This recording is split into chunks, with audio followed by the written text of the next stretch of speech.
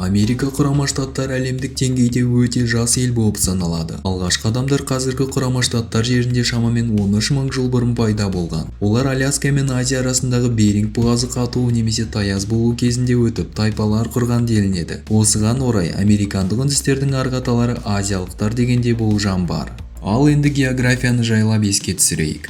Американы бірінші болып исландиялық викинг Лейф Эриксон біздің заманымызға дейін 1000 жыл ашады. Ол жаңа жерлерді отарлауға тырысқанымен колония құру қолынан келмеді.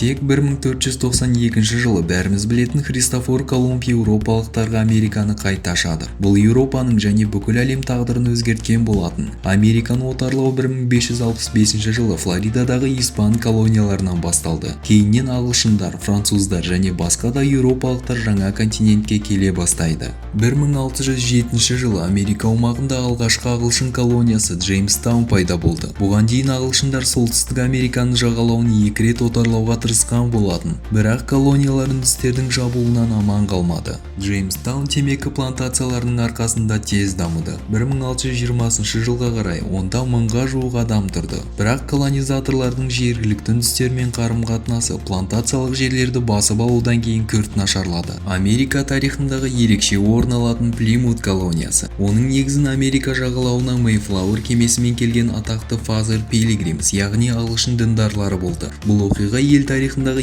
ең маңыздылардың бірі болып саналады. Өйткені британдықтардың құрлықты отарлауы осыдан бастау алды. Пилигримдар американдық демократияның, азаматтық бостандықтар мен дәстүрлердің негізін қалады. Пилигримдар үшін алғашқы жылдар қиын болды. Қоныстанушылардың жартысы бірінші қыста қайтыс болады. Бірақ жергілікті үндістердің бірі колонизаторларға көмектесіп, асқабақ пен жүгері өсіруді, балық пен аң аулауды үйретті. Соның арқасында колония аман қалып дами бастады. Осыған орай губернатор Брэдфорд алғыс айту күнін жариялайды. Қоныстанушылар өздерінің жетістіктерін атап өтіп, Құдай мен үндістерге алғыс айтты. Бұл дәстүр басқа колонияларға таралып, кейінірек Американың ұлттық мерекесіне айналды. 18 ғасырларда ағылшындар солтүстік Америкада Мэриленд, Нью-Йорк, Нью-Джерси, Джорджия сияқты британдық колониялар құрады. Олардың ұлттық құрамы, діні мен мәдениеті жағынан әртүрлі болды. Кейбіреулерінде ағылшын католиктар қоныстанса, басқаларына лютерандық немістер немесе француз гугеноттары болды. Ұлыбритания американдық колониялардың экономикасын толығымен бақылауға алғысы келіп, шеберханалар салуға және сыртқы сауда жүргізуге тыйым салуға тырысты. Американдық қоғам отаршылдық саясатқа наразылығын білдіріп, тәуелсіздік қажеттілігін сезіне бастады.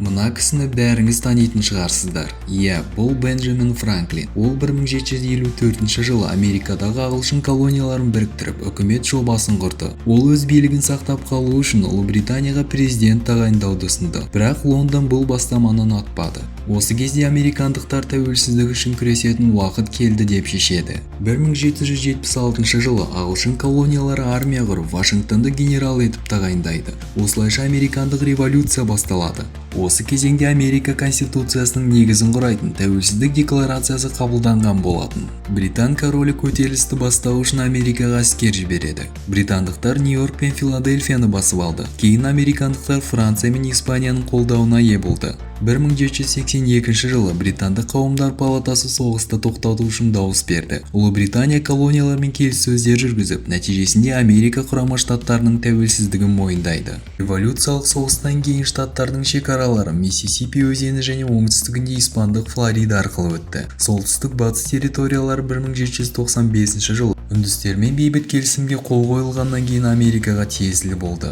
1803 жылы американдықтар Франциядан қазіргі Арканзас, Оклахома, Айова, Миссури, Канзас штаттары орналасқан үлкен аумақты сатып алады.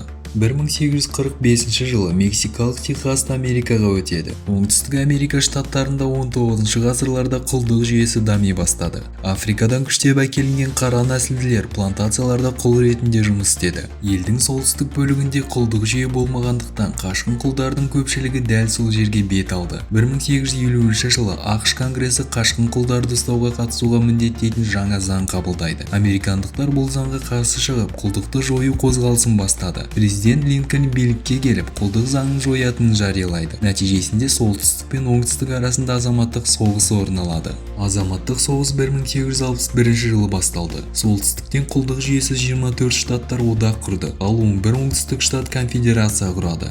Негізгі соғыс Вирджиния штатында өтті. Азаматтық соғыстағы шығындар өте үлкен болды. Әр жақтан бірнеше жүз мың адам қаза тапты. Оңтүстік жеңіліс тауып, ақштағы құлдық толығымен жойылды. 20 ғасырдағы Америка. Бұл кезеңде өндіріс өркендеп, экономика белсенді дами бастады. Испаниямен соғыстан кейін Гавай аралдары ақш территориясына қосылды. 1920 жылы ақшта алкогольді өндіруге, тасымалдауға және сатуға тыйым салу туралы заң қабылданады. Заң 13 жыл ғана сақталып, алкогольді тұтыну деңгейін 2 есеге азайтуға көмектесті.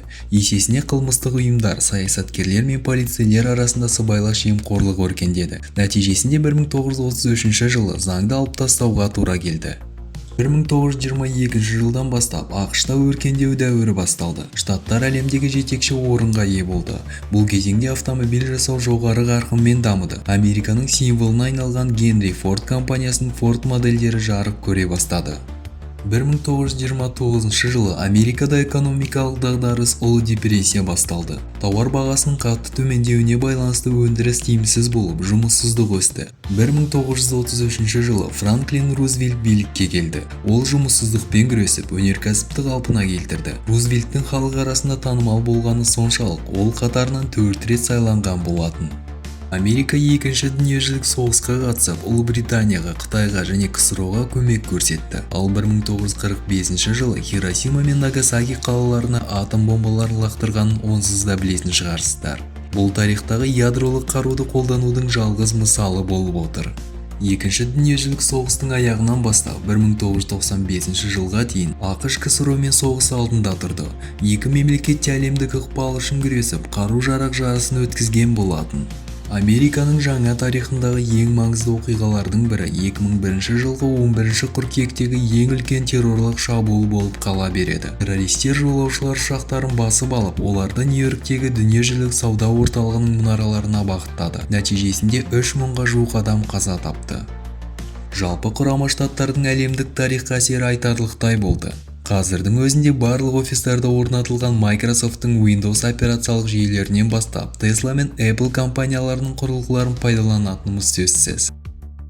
Осымен бүгінге айтарым осы достар. Каналға тіркеліп пікір қалдыруды ұмытпаңыздар. Сіздермен болған жұмбақ әлем. Келесі кездескенше.